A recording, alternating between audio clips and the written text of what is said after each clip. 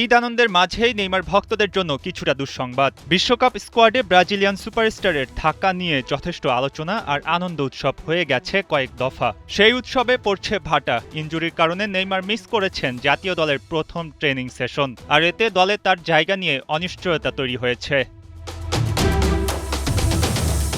ব্রাজিলের football federation জানিয়েছে calf injury থেকে সেরে ওঠার প্রক্রিয়াতে আছেন নেইমার। গ্রাঞ্জা কুমারী ট্রেনিং সেন্টারে দলের সেশনে তিনি অংশ নেননি। পরে তাকে একটি বেসরকারি ক্লিনিকে ইমেজিং পরীক্ষার জন্য পাঠানো হয়।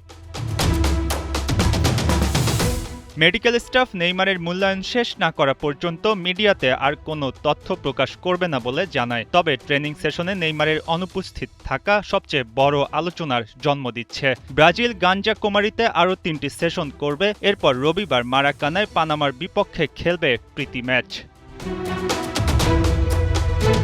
পানামা ম্যাচের জন্য কার্লো আনচেলত্তি আরও 3 জন খেলোয়াড়কে পাচ্ছেন না, ডিফেন্ডার গ্যাব্রিয়েল ও মার্কিউনোস আর ফরওয়ার্ড মার্টিনেল্লিকে। তারা ব্যস্ত থাকবেন শনিবারের চ্যাম্পিয়ন্স লিগ ফাইনাল নিয়ে।